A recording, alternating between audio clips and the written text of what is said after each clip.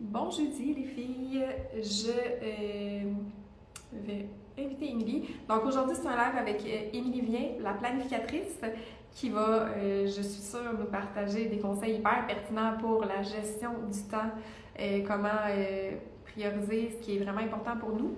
Fait que je vais juste aller inviter Émilie à participer.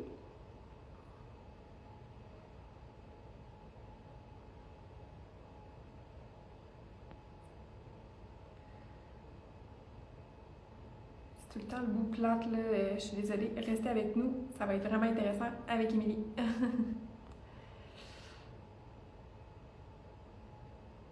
Ah, allô les filles, je vois qu'il y a plein de monde qui se connecte. Merci d'être là.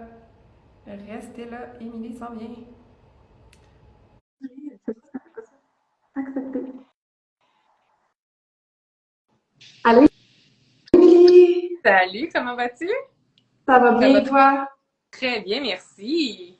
Alors, merci de prendre ce temps-là avec nous aujourd'hui. C'est vraiment génial de ta Ben, part. merci pour l'invitation, ça me fait super plaisir. Yes, j'avais vraiment hâte à notre discussion parce que, ben, comme je te l'avais dit un petit peu, nous, on travaille avec des femmes occupées, justement, qui ont souvent plusieurs chapeaux. C'est des professionnels, c'est des mamans. Ils essaient de prendre soin d'elles à travers leur quotidien chargé aussi.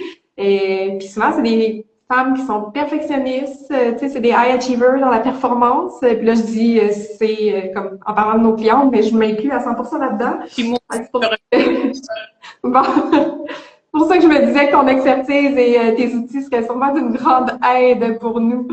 exactement, mais merci beaucoup d'être là. C'est ça, donc moi, pour ceux qui ne me connaissent pas, je suis experte en planification, gestion du temps et productivité. J'ai Mhm. maman, j'ai aussi un paquet de responsabilités. Et puis c'est ça, en fait. Puis je suis aussi très perfectionniste à la base, bien qu'aujourd'hui, je choisis de vivre avec l'imperfection. Donc, Yes. c'est quotidien, mais quand même, ça a quand même des aspects positifs qui me motivent à poursuivre en ce sens-là. Oui, hein. Puis, ben là, c'est sûr qu'on avait plein de questions pour toi. Fait que je vais y aller d'emblée avec une question, puis on part la discussion. Et, première question qui revient souvent, puis que c'est un défi quotidien, là, c'est que comment on gère les urgences, les imprévus qui sont urgents, c'est ça, mais qu'on a déjà une liste de priorités urgentes. Puis comment Ouais, on va pas se sentir overwhelmed à travers tout il y a ça, beaucoup là. d'urgence là-dedans, là. Ouais, hein, c'est ça, il y avait beaucoup de mots urgents. Ben, en fait, j'ai comme envie de décortiquer un petit peu tout ça, puis ben, restez avec moi, je vais donner une réponse, là, mais tu sais, j'ai envie de décortiquer un peu tout ça parce que souvent, on va gérer tous les imprévus qui arrivent comme étant des urgences. Ça, c'est la majorité, je veux dire, c'est pas parce que quelqu'un qui fait ça, c'est pas parce qu'elle est moins bonne, c'est juste que de façon générale, on est vraiment dans une ère de réactivité, dans une ère de rapidité. On demande quelque chose aujourd'hui, mais on voudrait que ce soit fait depuis hier. Donc, on est vraiment dans ce mindset-là, ce qui fait que quand quelqu'un cogne à la porte de notre bureau qui nous demande quelque chose, souvent, qu'est-ce qu'on va se dire, même si c'est pas vraiment urgent, nous, c'est comme si rapidement, on va comme faire une connexion dans notre cerveau, puis on va se dire, oh, imprévu égale urgence. Alors oui, je vais le gérer tout de suite. Donc, je pense que c'est super important ici de faire la distinction entre ce qui est urgent et ce qui est important. Parce que ce qui est urgent est rarement important et ce qui est important n'est pas nécessairement urgent. Qu'est-ce que pour clarifier, là, parce que ça peut sembler banal à clarifier, mais en même temps, on gère tellement des imprévus, on a tellement l'impression de teindre des feux à longueur de semaine que je pense que c'est important ici d'aller clarifier une urgence, c'est quoi réellement. Donc, en fait, une urgence, ça veut dire qu'il y a un délai très, très, très rapproché au moment présent qui est rattaché. Et c'est quoi un délai rapproché? En fait, moi, je dis souvent que c'est pour aujourd'hui, demain ou hier. Là. C'est ça, pour moi, c'est une urgence qui mérite notre attention. Après ça, des fois, il y a différents degrés d'urgence. Des fois, il y a une urgence, quelqu'un arrive avec le bras coupé. Ça, c'est une urgence qu'on doit gérer dans le moment présent. Mais des fois, il y a une urgence qui est peut-être pour demain, mais elle n'a peut-être pas nécessairement besoin d'être effectuée dans le moment présent. Fait que c'est super important, je pense, d'être conscient de ça pour justement, lorsqu'il y a une demande qui arrive, un imprévu ou quoi que ce soit, qu'on prenne le temps un petit peu de passer ça un peu dans un genre de filtre en se disant, OK, est-ce que c'est urgent? Oui ou non? Et si c'est urgent, à quel point, c'est quoi le délai exact. Parce qu'à partir du moment où on comprend un peu cette nuance-là, cette différence-là, ça fait en sorte que l'urgence, si ça en est vraiment une, on peut décider d'aller la placer à notre horaire. Tu sais, oui, on peut décider de la faire tout de suite, mais peut-être qu'on peut la faire demain matin aussi, puis le délai va peut-être être quand même respecté, puis nous, on va avoir l'impression de pouvoir vaquer à nos priorités qu'on avait peut-être prévues à notre horaire, tu sais. Puis, avec les imprévus, ce qui arrive souvent, c'est on va se dire, ah ben c'est juste 5 minutes, je vais le faire tout de suite comme pour m'en débarrasser. Mais sauf que les 5 minutes, puis les 15 minutes, puis les 3 minutes à la fin de la journée, ça donne des heures. À la fin des semaines, puis des mois, ça fait des journées, là, des fois, là. Donc, si on est toujours en train de gérer chaque petit imprévu, s'ils sont courts, comme étant des urgences, donc on les fait dans le moment présent, le danger, c'est que on peut risquer de s'épuiser à force de toujours faire ça. Puis je suis déjà passée vraiment par l'expérience. Puis, je pense que aussi le danger, c'est que là, on va toujours aller prioriser les priorités des autres personnes au détriment de nos propres priorités à nous. Puis de se laisser porter aussi par toutes les petites urgences qui arrivent, ça a un coût au niveau du focus et de la productivité, veux pas. Tu l'as dit, là, ça a vraiment un coût, là, exactement. Le coût va être en temps, va être en énergie, va être en motivation, parce qu'à la fin de la journée, si on a juste géré les priorités des autres personnes, ben là, c'est notre sentiment à nous, notre confiance en nous va descendre, on va avoir l'impression qu'on travaille pas assez, qu'on fait pas suffisamment d'heures, qu'on n'est pas assez organisé, pas assez rapide, alors qu'au final, c'est peut-être juste une mal gestion des imprévus lorsqu'ils arrivent. Fait que là, je comprends que urgence, on y va avec le délai. Ouais, on Puis ensuite, pour classer les autres trucs comme qu'on priorise, là, comment on les priorise? C'est quoi tes outils ou tes trucs pour arriver à prioriser les autres choses ou en ordre, là?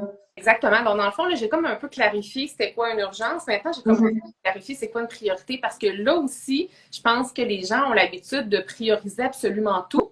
Puis comme la priorité, ça le dit, c'est quelque chose qui est prioritaire à d'autres. Alors, si on a 25 priorités dans notre journée, ben ça veut dire qu'il n'y a rien qui est prioritaire au final.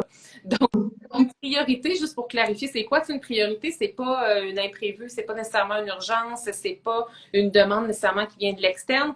Une priorité, c'est littéralement, c'est une tâche ou une action qui nous rapproche en fait concrètement de nos objectifs, que ce soit des objectifs de réalisation, objectifs personnels ou professionnels. Fait que moi, j'aime beaucoup définir la priorité comme étant quelque chose comme ça. Ce qui fait que ça fait en sorte qu'on est capable de distinguer les tâches des priorités. Et moi, ce que j'aime beaucoup enseigner aux gens, c'est lorsque vous voulez travailler avec des priorités, essayez de vous en mettre très peu. Parce qu'encore une fois, si vous en mettez trop, ça veut dire qu'il n'y a rien qui est prioritaire.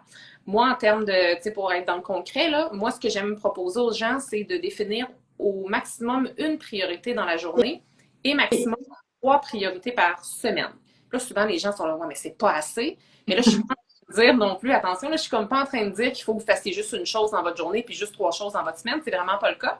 C'est juste que s'il y a un paquet d'imprévus qui arrive, un paquet d'urgences qui doivent être traités dans le moment présent, ce qui fait qu'il faut que vous tassiez le 3/4 de votre planification, bien, au moins, vous allez peut-être être capable d'aller vous rattacher à certaines petites choses. Vous allez peut-être être capable d'aller vous rattacher à ces 3 priorités-là dans la semaine ou à cette priorité-là unique dans votre journée. Puis, et beaucoup plus motivant. C'est beaucoup plus atteignable, en fait, c'est beaucoup plus réaliste.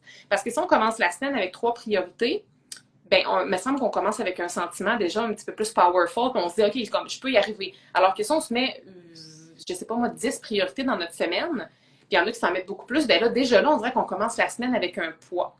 Même chose, si on se met une priorité dans la journée, ben déjà là, que si on s'en met 7, ce qui fait qu'au final, vous risquez de faire beaucoup plus qu'une chose, puis là, ça va juste aller augmenter le sentiment de satisfaction. Sauf que si c'est une priorité, ben déjà là, en partant, on peut dire, ah ben je vais commencer par ça. Ou s'il se passe un paquet d'affaires qu'on n'avait pas prévues, à ce moment-là, ben, on peut se dire, ben ok, je vais laisser passer le reste, mais ça, cette priorité-là, au moins, je vais la faire. Ce qui veut dire qu'à la fin de la journée, même si on n'a peut-être pas tout fait ce qu'on voulait, si on a réussi à cocher au moins une priorité dans notre journée, ben, on va déjà être fiers de nous. Fait que ça va vraiment aller changer l'énergie qu'on va dégager parce que le sentiment de satisfaction va nous habiter, puis ça va être là.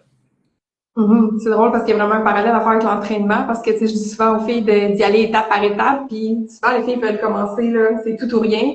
Puis ça fait que, finalement, tu cumules toujours des sentiments d'échec au lieu des victoires. Fait que c'est un peu le même principe. Puis dirais-tu que, justement, quand tu priorises tout, ça mène juste à la procrastination, peut-être?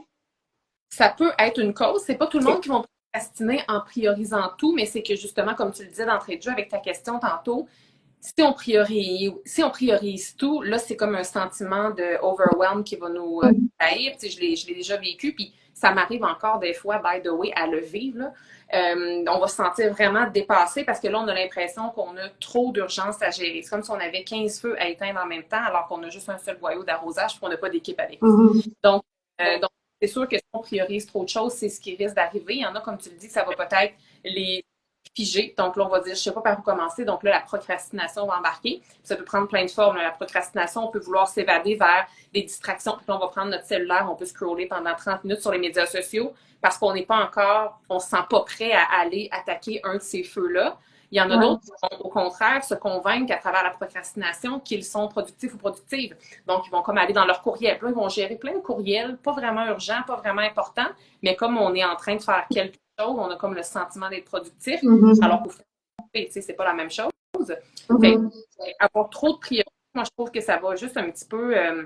Mais quand on a trop de priorités, c'est possiblement parce qu'on manque de clarté. Quand on manque de clarté, qu'est-ce qui peut nous aider? Des fois, c'est juste prendre du recul sur la situation. Là, même quelqu'un qui est hyper organisé va un jour ou l'autre être complètement débordé, ça arrive. À un moment donné, on commence à sentir là, la petite patate qui, qui saute ici, puis qu'on commence à se sentir stressé et à se sentir justement dépassé, bien là, c'est comme un bon signal de se dire, OK, je vais prendre un petit temps de recul. Puis c'est souvent l'erreur que les gens vont faire, c'est qu'ils vont pas prendre ce temps de recul parce qu'ils vont se dire, j'ai pas le temps.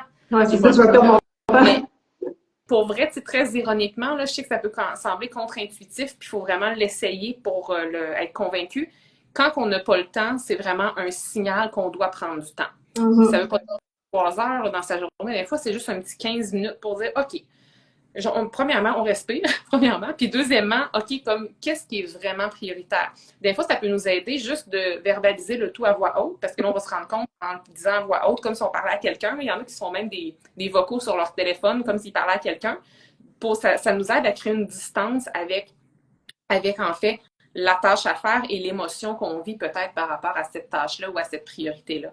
Fait que c'est ça qui peut aider justement à se détacher parce que là, on va aller justement créer un petit peu d'auteur pour voir un peu le big picture. Puis après ça, c'est beaucoup plus facile d'avoir de la clarté puis de voir c'est quoi les vraies priorités aussi.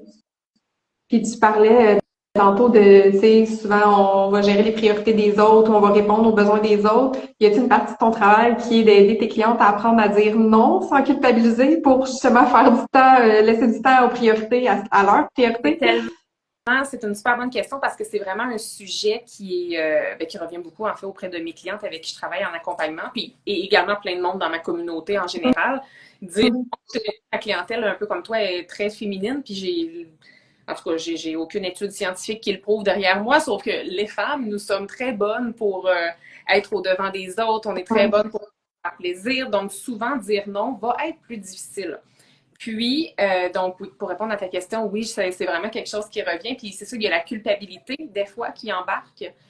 C'est ça, c'est une réalité, ce qui fait que des fois, on va se retrouver, on n'avait pas trop de choses de prévues. Puis là, pouf, du jour au lendemain, on a comme un horaire, un agenda qui est complètement plein de choses qu'on n'a pas nécessairement envie de faire ou qu'on n'a peut-être pas... On les a peut-être choisis, mais on aurait peut-être envie de changer d'idée. Puis à un moment donné, on se sent comme mal, on ne sait pas comment dire non. Fait que certain que lorsqu'on dit oui à tout, c'est sûr qu'à travers ça, il y a des belles opportunités, mais en même temps, quand on dit oui à tout, en quelque part, on va être obligé de se dire non à soi là-dedans. Parce que si on dit oui à plein d'activités, ben, on dit non à du temps personnel pour nous, on dit non avec peut-être du temps de qualité avec nos enfants, notre partenaire, des choses comme ça. Fait que... Puis, là, tu me parles justement de temps de qualité, temps personnel, tout ça. Comment tu recommandes de structurer une journée ou si tu as des recommandations par rapport à ça quand on jongle justement entre le travail, la famille, nos objectifs personnels, nos engagements envers soi-même. T'as-tu comme des trucs pour structurer des journées? Ouais, en fait, c'est sûr que ça va vraiment dépendre de chaque personne. Chacun a des emplois du temps différents. Il y a des gens qui sont peut-être en congé de maternité, ils sont comme à la maison tout le temps, mais en même temps sont toujours sollicités comme 27. Il y en a d'autres qui vont avoir comme un travail très fixe, mettons, de 8 à 5 à mettre dans un horaire. Il y en a qui vont peut-être avoir un travail un petit peu plus flexible, travailleur autonome, qui fait qu'ils vont pouvoir travailler un peu n'importe quand, mais en même temps, tu sais, quand c'est trop flexible, ça devient un problème. Fait que, mais de façon comme générale, général pour essayer de répondre au maximum de personnes de ton audience. Tu sais, je dirais que souvent, qu'est-ce qu'on va faire en premier, c'est qu'on va aller mettre tous nos engagements, notre travail, puis tout le tralala en premier, puis après ça, s'il reste du temps pour nous, puis ça, souvent, on va comme l'analyser à la dernière minute, comme le jour qui reste du temps pour nous, ben là, on va comme se l'offrir. Moi, j'ai envie d'aller un petit peu proposer l'inverse. À ce moment-là, bon, si vous avez un travail qui est fixe 8 à 5, tu sais, chez un employeur, dans une entreprise, vous avez des heures et tout ça, à ce moment-là, je comprends qu'il faut aller le placer à l'horaire parce que c'est peut-être pas flexible à ce moment-là. Mais après ça, avant d'aller mettre le reste, moi, je trouve que c'est super important d'aller mettre notre temps personnel à nous. Puis ça n'a pas besoin. Des fois, les gens pensent que temps personnel veut dire comme 1 heure, 2 heures de temps de qualité pour nous toutes seules par jour, mais si c'est juste 15 minutes, là, c'est déjà beaucoup. Et moi, je crois beaucoup en la constance, puis je suis certaine que toi aussi, tu dois penser à ça. C'est vraiment plus puissant de s'accorder 15 minutes de temps personnel à tous les jours qu'une journée complète par mois. Moi, j'irais vraiment dans un horaire, aller s'assurer qu'on a du temps pour nous. Puis si on a une journée qui est plus chargée par la nature des choses, on a des rendez-vous peut-être médicaux pour les enfants, on a notre travail qu'on peut pas bouger, ces choses-là, ben essayez d'aller entrer un petit 15 minutes quelque part, puis pour vrai, ça va comme aller tout changer. Fait que, tu sais, faut pas, à mon avis, le mettre à la fin, il faut le mettre le plus au début possible pour s'assurer d'en avoir. Puis, qu'est-ce qui est le fun, c'est qu'une fois qu'on a notre temps personnel qui est mis, bien entendu, ça peut bouger. Bien entendu, il y en a qui ont de la difficulté à honorer leur temps personnel. Cependant, ça fait en sorte que si on a plein d'opportunités, des gens qui nous demandent des choses, des projets supplémentaires, ben, ça peut peut-être faciliter de dire non parce qu'on va comme... Souvent, qu'est-ce que les gens ont... Pourquoi les gens ont de la difficulté à dire non? C'est souvent parce qu'ils ont l'impression qu'ils doivent se justifier, qu'ils ont comme pas de... Parce que souvent, s'ils sont libres, ils vont avoir l'impression qu'ils sont obligés de dire oui, alors que, tu sais, c'est pas parce qu'on est libre qu'on est disponible. Donc, si on a mis à certains endroits, ben, des fois, de dire, ben, je ne peux pas, je me suis engagée. Des fois, on n'est pas obligé de dire c'est pourquoi. On peut juste dire que c'est engagé envers soi-même. Ou bien juste, on se complète aussi, là. Fait que... Non, c'est ça, on n'est pas obligé de se justifier, là. C'est là la nuance. Ouais. Puis, tu parles de 15 minutes, ça me fait penser même des journées de travail. Tu sais, souvent, j'ai des clientes qui prennent aucune pause au travail parce que, ben, ils n'ont pas le temps. Parce que là, tu sais, ils ont l'impression que j'ai pas le temps de prendre de pause, je vais être plus productive.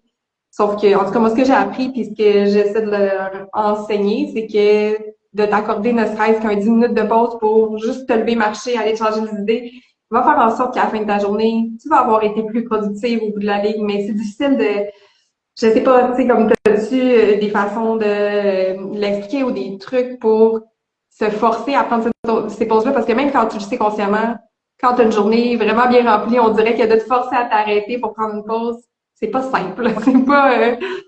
C'est vrai que c'est pas simple. Des fois, on peut partir la journée avec l'intention de, puis là, pouf, on se puis il est déjà 5 heures. Mais en fait, moi, je me reconnais beaucoup dans cette clientèle-là parce que moi, j'étais cette personne-là avant. Là. Moi, avant, non seulement je ne prenais pas de pause, mais en plus, je jugeais, moi, ceux qui prenaient des pauses, et je les trouvais faibles. Là. Je sais pas, je me valorisais beaucoup dans le rythme effréné dans lequel je me trouvais. Puis, j'ai envie de dire à ça, ben, de un, c'est que tu as totalement raison, tu l'as vraiment bien dit, il y a vraiment plus de bienfaits à s'arrêter quelquefois. Puis ça, je pense que des fois, faut l'essayer. Tu sais, les gens qui nous écoutent et qui sont j'aurais vraiment envie de les inviter à essayer parce qu'à un moment donné, je pense que de l'essayer va les convaincre, c'est d'être convaincu qui va les motiver à peut-être le refaire. Parce qu'à un moment donné, tu sais, moi-même avant, là, je dînais devant mon ordi, tu sais, j'arrêtais jamais. Mais tu sais, de juste prendre en milieu d'avant-midi, milieu d'après-midi, un petit 10 minutes de pause. Si on a un travail à l'ordinateur, c'est de se lever, de peut-être aller voir dehors, aller prendre un café, un verre d'eau, quelque chose d'autre, tu sais, juste bouger un petit peu. Souvent, les gens, s'ils prennent le temps de l'expérimenter, mettons 2 à 3 jours, ils vont voir que, il me semble qu'il y a un petit regain d'énergie ou quelque chose comme ça. Puis pour les personnes qui, justement, ont cette intention-là, mais qui n'y pensent juste pas, moi, ce qui m'aide beaucoup, beaucoup à prendre des pauses, parce que bien que je suis super conscientisée par les pauses, souvent, je vais comme l'oublier parce que je suis... C'est absorbé. C'est ça. Mais moi, ce qui m'aide beaucoup à prendre des pauses, c'est d'utiliser la technique Pomodoro. C'est quoi? Oui, ben je pense que c'est que tu donnes un temps de minutes pour travailler, ensuite tu donnes un temps de pause. Exactement. Fait que, tu sais, dans le fond, on peut l'adapter à notre propre sauce, si on veut, la technique Pomodoro, mais la vraie technique, c'est on définit en avance sur quoi on va travailler, puis idéalement, on élimine le maximum de distractions autour de nous. Puis là, on part la minuterie, puis on travaille pendant 25 minutes sur la tâche. Quand la minuterie sonne, on prend un 5 minutes de pause, puis ainsi de suite, on alterne avec le 25 minutes de travail, 5 minutes de pause. Puis moi, j'étais hyper sceptique avant. Moi, j'ai vraiment boudé cette technique-là pendant quelques années parce que je me disais, voyons, après 25 minutes, je vais être dans le flow. Il n'est pas question que je me coupe de ça. Mais finalement, il y a deux choses. Finalement, j'ai compris que c'est pas une pause de 5 minutes qui va couper complètement mon flow, même que ça me permettait d'être concentrée, productive sur une plus longue durée de temps. En plus de ça, c'est que quand on est rendu à notre pause, mettons qu'on est vraiment absorbé, qu'on est en train de rédiger quelque chose, puis qu'on a peur de perdre le fil, on n'a pas besoin de 35 minutes. Des fois, c'est juste un 30 secondes. Le 30 secondes que je regarde à la fenêtre plutôt que de regarder à l'ordi, il va vraiment comme aller un petit peu me réénergiser, me détendre en même temps, ce qui fait qu'après ça, ça va m'aider. Donc, avec la technique de Pomodoro, non seulement c'est une hyper bonne technique de concentration, mais en plus de ça, je trouve que c'est une super bonne technique pour nous pousser à prendre des pauses, parce que là, il y a des minuteries, puis comme ça nous rappelle qu'il faut prendre une pause. Fait que, tu sais, avec le petit bip sonore, c'est dur de l'ignorer, ça. Ouais, puis j'ai l'impression aussi que ça nous force à être plus efficace parce qu'on le sait qu'il y a une minuterie, là. Fait qu'on s'est mis un deadline, là. Oui, il y a comme un petit jeu un peu qui rentre là, de Oui, compétition. Exactement. Fait qu'on peut moins tenter d'aller voir nos courriels parce que on s'est peut-être dit, hey, en 25 minutes, je vais clencher comme cette tâche-là. Donc, c'est l'astuce. Puis, tu parlais de distraction. J'imagine que dans cette pause-là, dans la technique Pomodoro, c'est pas une bonne idée de prendre ta pause pour aller scroller tes réseaux sociaux. Mais idéalement, pas. Après ça, c'est sûr que ça dépend c'est quoi le type de travail qu'on fait. Tu sais, Ouais. si on est fleuriste, on travaille dans les fleurs, puis qu'on est comme pas sur notre écran d'ordinateur, ben peut-être que un 5 minutes à l'écran de cellulaire, c'est pas si grave. Mais comme moi, dans mon cas, mon travail est pratiquement 100% à l'ordinateur, donc j'essaie d'éviter d'être encore sur un écran pendant le 5 minutes. Puis non seulement pour les bienfaits d'un moment donné se libérer de l'écran, mais c'est que aussi, en tout cas, si on va sur notre cellulaire, on a intérêt à se mettre vraiment une minuterie de 5 Oui. minutes. De 5 minutes, si on y va juste en se disant je vais regarder l'heure, il peut se transformer en 15, 20, 30 minutes facilement. Là. Ouais. C'est ça. Ouais, c'est bon. Puis, ce serait quoi pour toi, selon toi, les red flags ou en tout cas les signes qu'une cliente a un déséquilibre entre sa vie professionnelle et sa vie personnelle? Y a-t-il comme... C'est une super bonne question. C'est sûr que ça va, je pense, différent d'une personne à une autre. Mais mettons que j'ai quelqu'un qui m'est inconnu devant moi puis qu'on a une petite discussion, je pense que puis là, je vais un peu parler à travers ma propre histoire, là, parce que moi, j'étais clairement déséquilibrée avant, puis je le voyais juste pas. Tu sais, j'étais aveugle face à ça. Je pense qu'il y a peut-être le nombre d'heures travaillées, mais le nombre d'heures travaillées sur une période donnée. Parce que des fois, on a envie des périodes de rush, puis bien que les semaines sans heures supplémentaires, des fois, quand je fais un lancement, j'en fais des heures supplémentaires, puis je veux dire, on n'est pas à l'abri des fois dans notre contexte professionnel d'avoir des heures supplémentaires. Tu sais, les comptables, ils ont une période d'impôt, puis c'est prévisible à chaque année. Donc, je suis vraiment pas contre les heures supplémentaires. C'est juste que si c'est pendant une trop longue période et ou si les heures supplémentaires, c'est l'unique façon qu'on pense qu'on a pour se sortir la tête de l'eau, là je verrais un bon red flag. Également, selon ce que la personne dit, si la personne se valorise beaucoup dans le rythme effréné, comme je le faisais avant, ça, pour moi, c'est un certain red flag. Mais tu sais, ces gens-là sont dans une période où ils vont être un petit peu aveugles là, face à ça, parce que des fois, on va comme dire, oui, mais moi, je suis passionnée par mon travail, ou comme j'ai de l'ambition, parce que moi, avant, je jugeais beaucoup les gens qui en faisaient moins que moi en croyant qu'il n'y avait pas d'ambition, tu sais, alors que ça n'a pas rapport, là, ça n'a pas rapport. Puis de voir aussi un autre red flag quand il y a des équilibres, c'est lorsque les gens vont tenter de s'accomplir uniquement par le travail. Puis des fois, la ligne est mince parce que, tu sais, là, oui, j'ai fait un gros burn-out il y a quelques années. Et là, maintenant, je suis comme hyper passionnée. Tu sais, j'ai la chance de vivre de ma passion. Là, ce qui fait que, pour vrai, tu sais, si je pouvais travailler plus d'heures dans ma journée, ça serait super facile pour moi de le faire avec plaisir.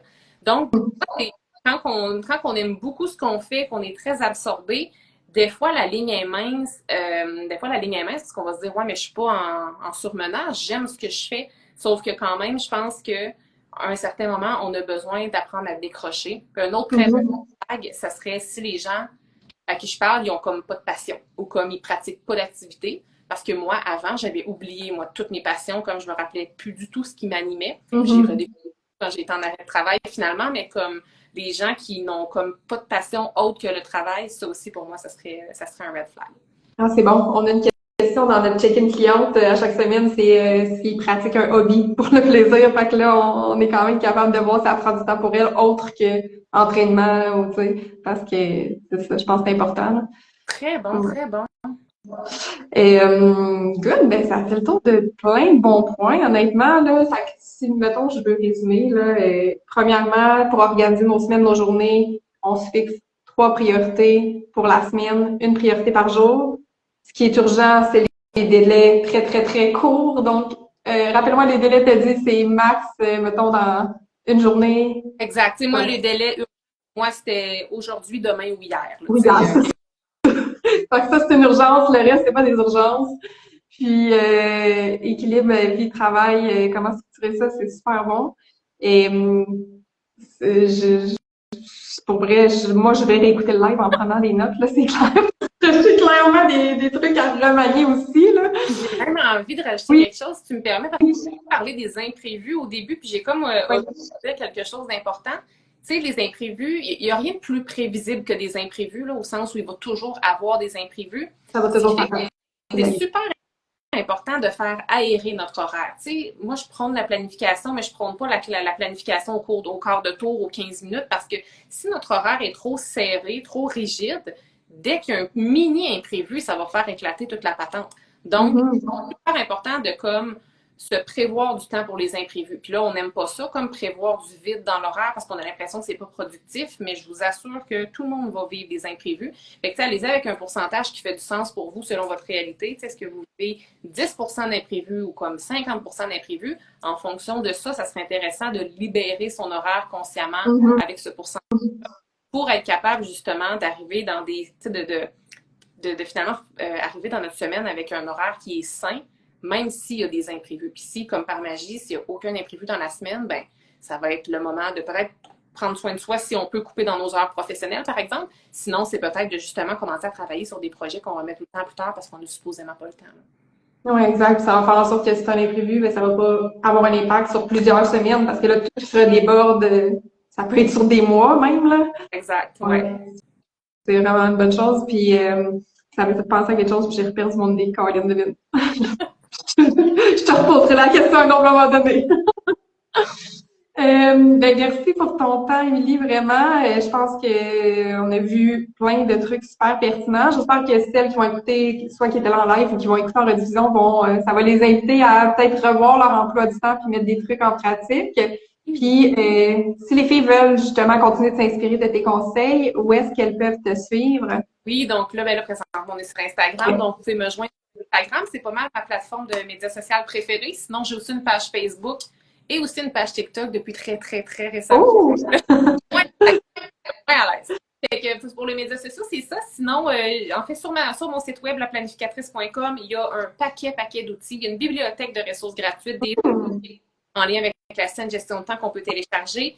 Donc, il y a vraiment un paquet d'affaires, des billets de blog aussi. Là, donc, il y a vraiment des choses pour s'y perdre positivement là, et revenir un petit peu positif. Puis, je pense que sinon, la meilleure méthode, peut-être que c'est si jamais vous aimez un peu les conseils que je donne, c'est à travers mon balado. Donc, j'ai un podcast.